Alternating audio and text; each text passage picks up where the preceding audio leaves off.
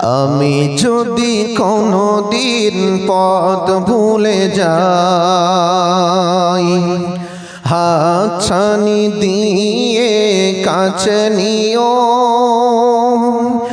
মমতার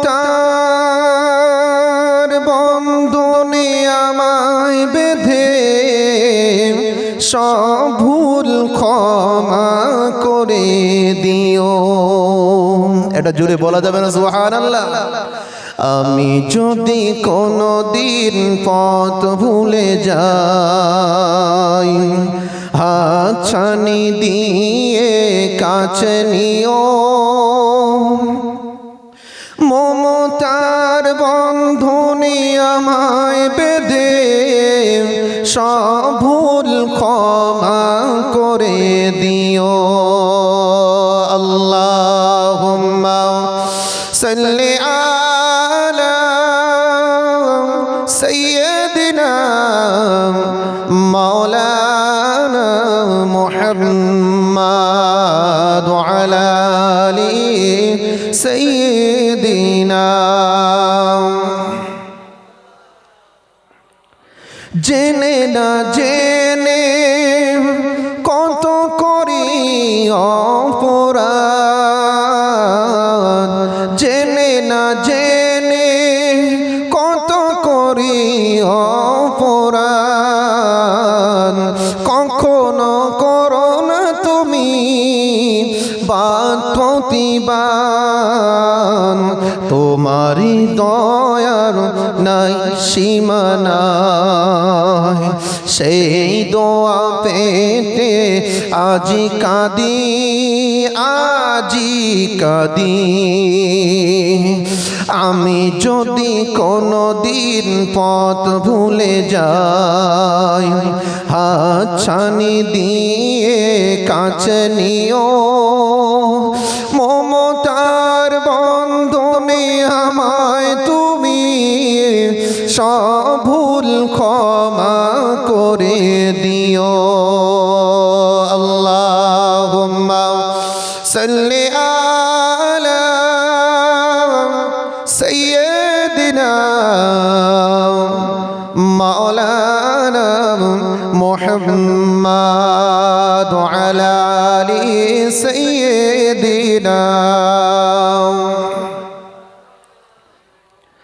কলেমা লা ইলাহা ইল্লাল্লাহ, লা ইলাহা ইল্লাল্লাহ, লা ইলাহা ইল্লাল্লাহ মুহাম্মাদুর রাসূলুল্লাহ, লা ইলাহা, জোরে জোরে পড়েন লা ইলাহা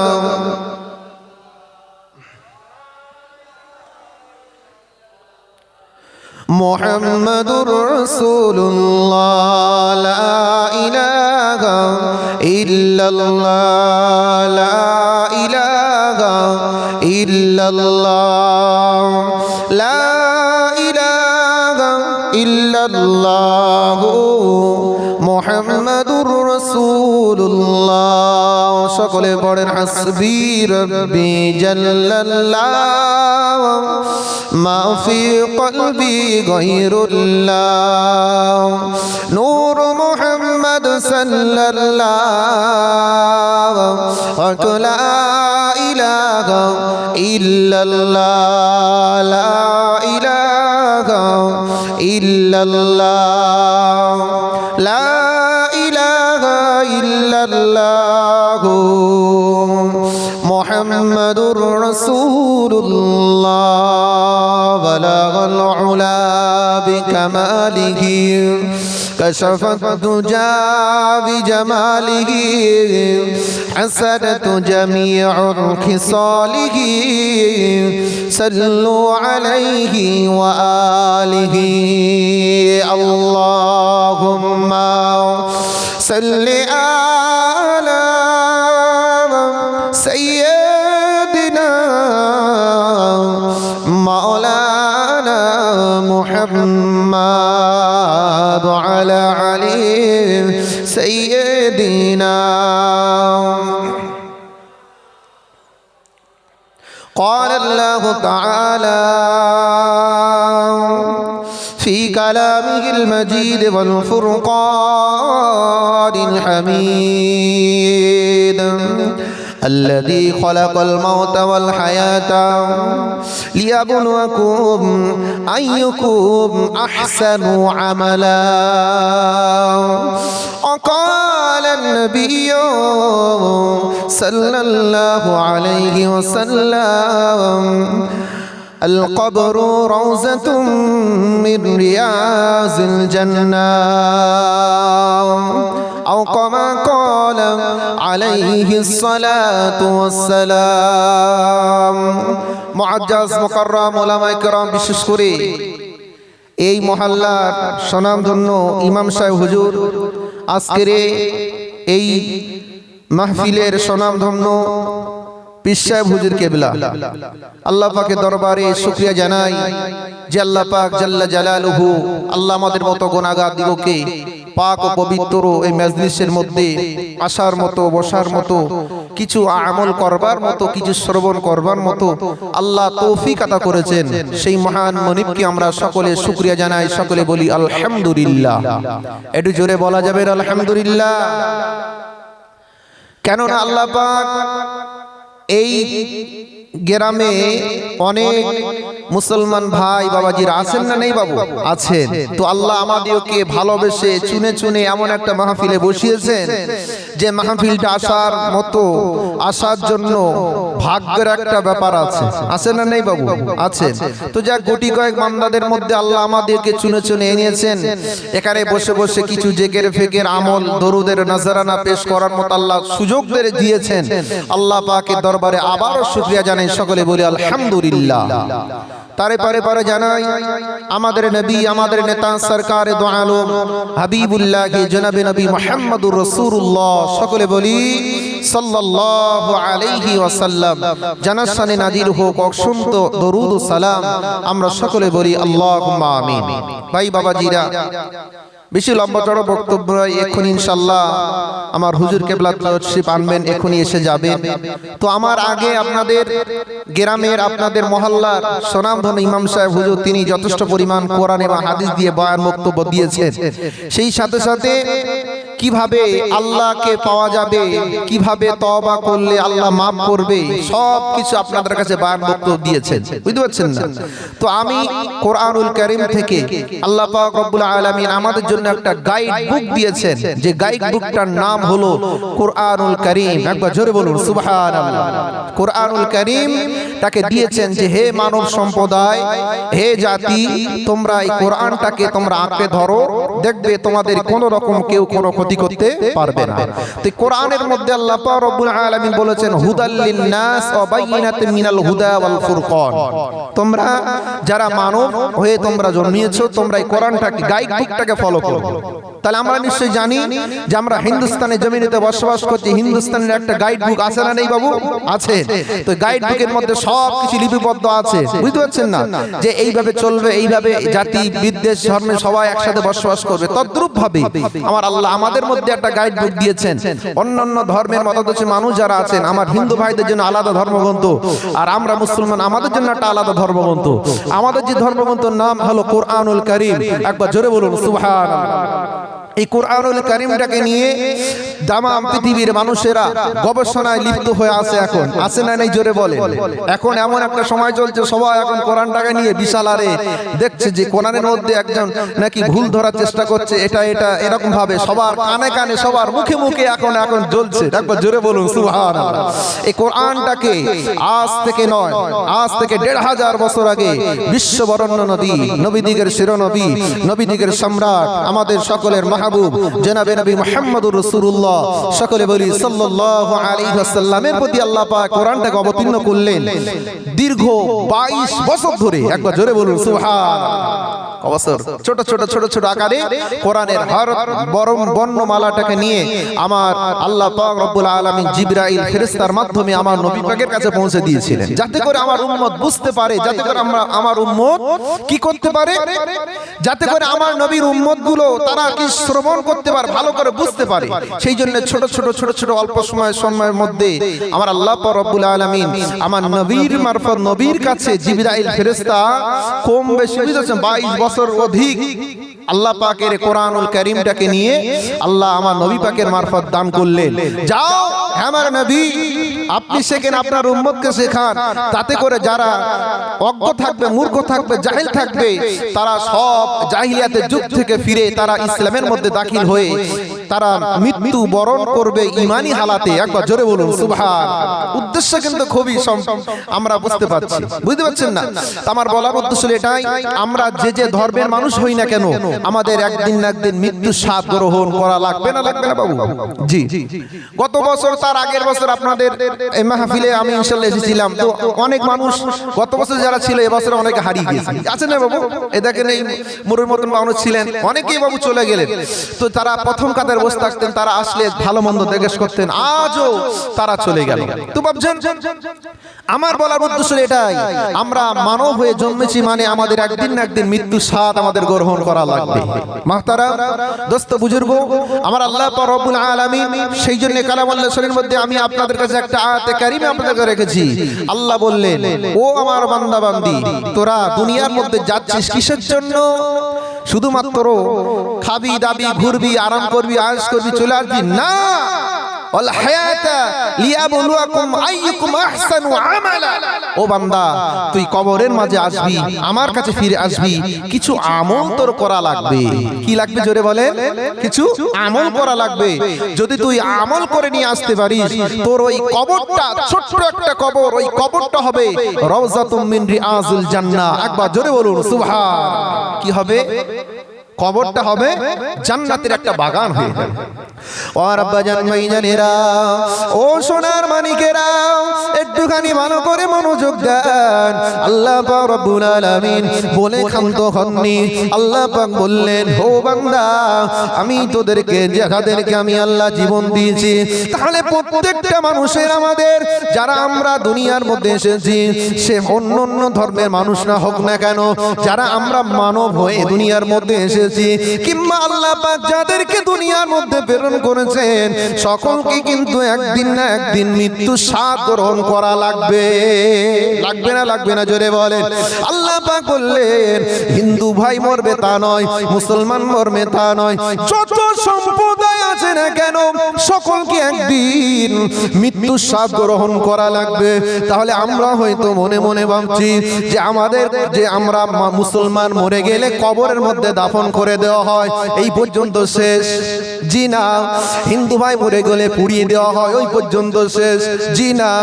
ও সোনার মানিকেরা, আল্লাহ পাক রব্বুল আলামিন কিয়ামতের মহা ময়দানের দিনেতে, মুসিবতের দিনেতে আল্লাহ পাক যেদিন এই দুনিয়াটাকে ফানা করে দেবেন, কি করবেন?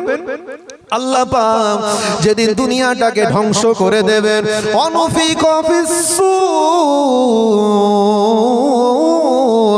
ফাতাতুনা আফওয়াজা। দুনিয়াটাকে যখন ধ্বংস করে দেওয়া হবে, যখন মহাপ্রলয় শুরু হয়ে যাবে, মহাপ্রলয়, জিলজালা শুরু হয়ে যাবে। আল্লাহ পাক বললেন, ইজা জুলজিলাতিল আরদু জিলজালাহা।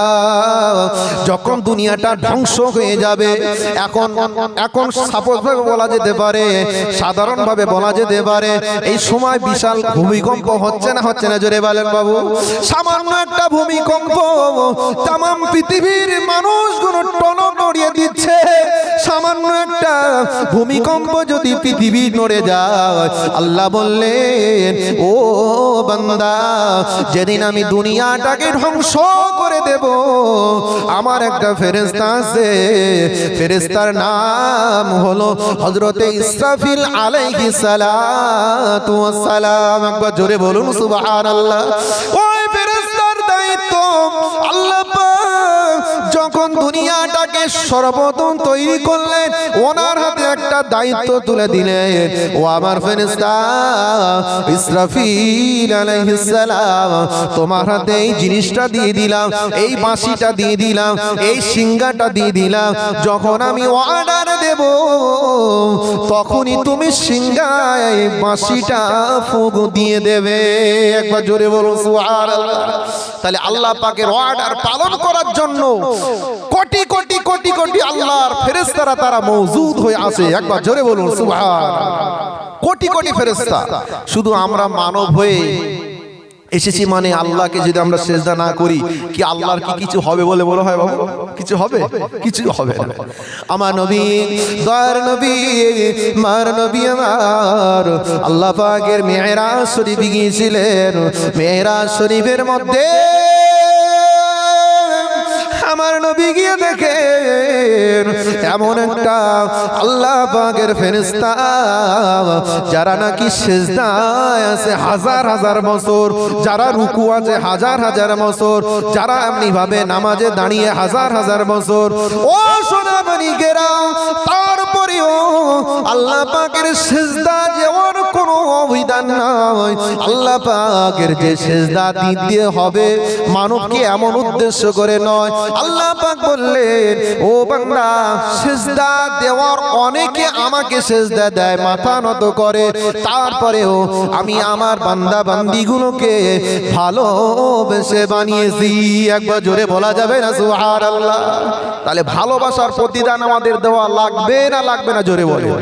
জি বাপজান, সিজদা দেওয়ার অনেক কেউ আছে। আল্লাহ পাকের কালাম শিক্ষা দেয়, আল্লাহ পাকের কালামুল্লাহ শরীফ বর্ণনা দেয়। আল্লাহ পাক বর্ণনা দিচ্ছে, ও বান্দা বান্দি, তোরা যদি একটুখানি গাছের দিকে তাকিয়ে দেখে, আল্লাহ বললেন ওয়ান নাজমু ওয়াশ-শাজারু ইয়াসজুদান। একবার কি জোরে বলা যাবে না সুবহানাল্লাহ? আল্লাহ বললেন, ও বান্দারে, আমি আল্লাহ শুধু মানব আমাকে সেজদা করে তা নয়, আমি আল্লাহ দুনিয়ার মধ্যে যত গাছগুলোকে আমি আল্লাহ বানিয়েছি এই গাছেরাও আমি আল্লাহ আমাকে সেজদা করে। একবার জোরে বলুন সুবহানাল্লাহ। আকাশের যে চন্দ্রগুলো, আকাশের যে তারকাগুলো আছে, ওই তারকাগুলো তারাও আল্লাহর জন্য মাথা নত করে আছেন। একবার জোরে বলুন সুবহানাল্লাহ। তারপরেও আমার আল্লাহ আমাদিওকে বানিয়েছেন শুধুমাত্র মোহাব্বত করে। বান্দা, তুই দুনিয়ার মধ্যে যা, কিছু আমল নিয়ে আয়। হায়াতা লিয়াবলুয়াকুম আইয়ুকুম আহসানু আমালা। ও বান্দা, তুই যদি আমল ছাড়া দুনিয়ার মধ্যে আসিস, আমল ছাড়া যদি দুনিয়া থেকে কবরের মধ্যে আসিস, তবে বান্দা মনে রেখে দিবি কবরে তোর ছাড় দেওয়া হবে না। কি করা হবে না?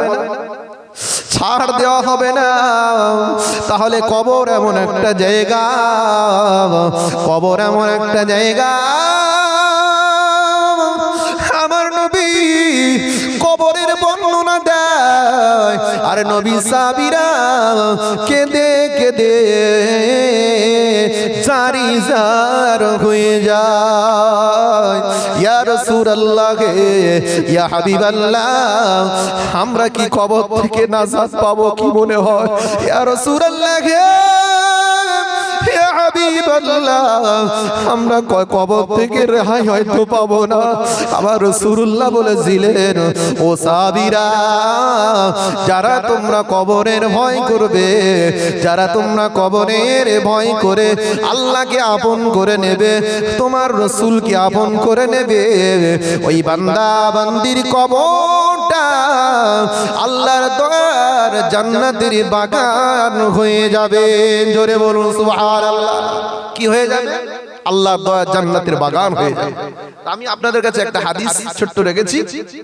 আল্লাহ রাসূল বলেছেন, ওই বান্দার কবরটা হবে কবরে রিয়াজুল জান্নাহ। একবার জোরে বলুন সুবহানাল্লাহ। কার কবরটা হবে? যদি দুনিয়ার মধ্যে আমরা ভালো ভালো আমল করে যেতে পারি। ভালো ভালো আমল। তাহলে কবর তো আমরা যে কবরের মধ্যে যাব, কবর তো কাউকে চিনবে না, চিনবে বলে মনে হয়? জি না। ও সোনার মানিকেরা, ও আমার আব্বাজানেরা, ও আমার মায়েরা বোনেরা, আমার রাসূলুল্লাহ এমনকি নিজের মেয়ে, নিজের কন্যা ফাতেমাকে বলেছিলেন, ও মা ফাতেমা, একটুখানি ভেবো না মা, তোমার আব্বা নবী বলে তোমাকে যে কবর ছেড়ে দেবে এমন তুমি ভেবো না, ওই কবর কিছুই চাইবে না, কবর চাইবে শুধু আমল। ও মা ফাতেমা, তুমি নবী বেটি নন্দিনী বলে ছাড় পাবে না, ও মা ফাতেমা, তুমি হাসান হোসাইনের মা বলে ছাড় পাবে না, ও মা ফাতেমা, তুমি হযরতে আলী হুজুরের, আলী কাররামাল্লাহু হুজুরের স্ত্রী বলে ছাড় পাবে না, ও মা ফাতেমা, তুমি জান্নাতি রমণীদের সরদারানী বলে ছাড় পাবে না, তুমি ছাড় পেতে পারো তোমার আমল এবং ঈমানের উপরে। একবার জোরে বলুন সুবহানাল্লাহ। যদি আমাকে বলা হয় তুমি ময়না মসজিদ ইমাম, আমি যদি কবরে পৌঁছানে আল্লাহর জবাবে বলি, ও ফেরেশতারা আমি ময়না মসজিদের ইমাম, আমাকে ছেড়ে দাও, ছাড়া হবে বলে মনে হয়? কেউ যদি বলে আমি কাবা শরীফের ইমাম, আমাকে ছেড়ে দাও, কবর তাকে ছাড়বে না, কবর চাইবে শুধু আমল। একবার জোরে বলুন সুবহানাল্লাহ। সেই জন্য আমল করার দরকার আছে না নেই? জোরে বলে। জি বাবু। তাহলে যদি একটুখানি বলা যেতে পারে, আমরা সকলে পুরুষ মানুষ, আমাদের বিবিরা সকাল যখন হয় আমাদের হাতে কি ধরিয়ে দেয়? থলে ধরিয়ে দেয়, প্যাকেট, যাও বাজার নিয়ে এসো। তাহলে সকালবেলা যদি যখনই হয় বাজার যদি আমরা না নিয়ে যদি আমরা সময়টুকু যদি আমরা কাটিয়ে দিয়ে যদি বাড়িতে ফিরি, মুখ দেখানো যাবে বলে মনে হয়? ঝগড়া ঝামেলা আর মানে আস্তে থাকবে বলে মনে হয়? ঠিক বলছি তো বাবু? ও সোনার মানিকেরা, ও আমার আব্বা জানেরা, আল্লাহ পাক বললেন, ও বান্দা, ও বান্দি, দুনিয়ার সামান্য সময়ে যদি তোমার বিবির চাহাত মেটাতে না পারো, তোমার বিবি তোমার সাথে কথা বলে না, সন্তান গুলো তোমাদের মুখের পানে তাকায় না, তবে মনে রেখে দিও বান্দা, সেদিন তুমি কি হিসাব দেবে? কবরের মাঝে কেউ তো থাকবে না, কেউ তো তোমার সাথে যাবে না। ওই কবর থেকে বাঁচতে হলে তোমাকে কিছু আমল করে নিয়ে যাওয়া লাগবে। কি করতে হবে? কিছু আমল করে লাগবে। ও সোনার মানিকেরা, আল্লাহ পাক রব্বুল আলামিন বললেন, ও বান্দা, আল্লাযী খালাকাস সাবআ সামাওয়াতিন তিবাকা, যিনি সৃষ্টি করেছেন সাত তবক আসমান, সাত তবক জমিন, সে আল্লাহ যদি মনে করেন বান্দাকে ছাড় দেবেন, দিতে পারেন না? পারেন না? জোরে বলেন। কিন্তু আল্লাহ বললেন, বান্দা আমি কেমনে ছাড় দিই? হে বান্দা, তোকে যে হায়াত আমি দিয়েছিলাম, ও বান্দা, তোকে যে হায়াত দিয়েছিলাম 70 বছর 100 বছর, তুই কি আমল করেছি একটুখানি বল? ও বান্দা, তোকে যদি আমি ছেড়ে দিই তুই তো আমল করবি না বান্দা। তাহলে আমরা সবসময় হয়তো মনে মনে ভাবি, অনেক আমার ভাইদের যদি বলি ভাই চলেন নামাজে যাই, কি বলে জানেন? আমি হচ্ছে শেষ জামানা নবীর উম্মত। কি বলে? আমি শেষ জামানা নবীর উম্মত। তাহলে শেষ জামানা নবীর উম্মত বলে আর বুক চাপড়ে যদি বলে আমি শেষ জামানা নবীর উম্মত হবে বলে মনে হয়? জি বাবু? জি না। সেই জন্য আমি সকলের কাছে অনুরোধ করব, সব কিছু পড়ে থাকবে, উম্মতেরই দাবিদার হিসেবে যদি আমরা এসেছি, তাই আমরা সকলে ইনশাআল্লাহ একটুখানি নবীর খেদমতে, নবীর মহাব্বতে আমরা কি করো, নিজেদের কিছু আত্মগরিমা, নিজেদের জন্য কিছু আমলটাকে নিয়ে যদি আমরা যেতে পারি, ইনশাআল্লাহ আমরা সাকসেসফুল হতে পারবো। ঠিক বলছি তো বাবু? জি। সেই জন্য আমার ভাই বাবাজিদের, মায়েদের, বোনেদের বলবো, অন্য কোনোর উপরে ভরসা করা আমরা যেন না থাকি। মনে রাখতে হবে কবর কাউকে চিনবে না। আমার রাসূল পাক সাল্লাল্লাহু আলাইহি ওয়াসাল্লাম তিনি বলেছেন যে কবরের মাঝে দুনিয়ার মধ্যে আমরা সাথী পেয়ে যাচ্ছি না বাবু, দুনিয়ার মধ্যে আমরা সাথী পেয়ে যাচ্ছি, আমরা কবরে গিয়ে জাহান্নামে গিয়ে সাথী পেয়ে যাচ্ছি, জান্নাতে গিয়ে সাথী পেয়ে যাচ্ছি, কিন্তু মনে রাখতে হবে আমরা কবরে গিয়ে কোনো রকম সাথী আমাদের মিলবে না। মুহতারাম, তাই আমি সকলের কাছে অনুরোধ করব, আমরা সকলে ইনশাআল্লাহ কবরে যাওয়ার আগে আমরা সকলে তৈরি থাকবো, তৈরি হয়ে আল্লাহ যারা ঈমানি হালাতে আমাদের সকলকে কবরে যাওয়া তৌফিক দেন। সকলে বলুন আল্লাহুম্মা আমিন। একটু মুহাব্বতে দরুদ আল্লাহুম্মা সাল্লি আলা সাইয়্যিদিনা মাওলানা মুহাম্মদ ওয়া আলা আলি সাইয়্যিদিনা। আমার জান মদিনা, আমার প্রাণ মদিনা, আমার জান মদিনা, আমার প্রাণ মদিনা, ভুলে যেতে চাইলেও ভোলা যায় না, ভুলে যেতে চাইলেও ভোলা যায় না। আল্লাহুম্মা সাল্লি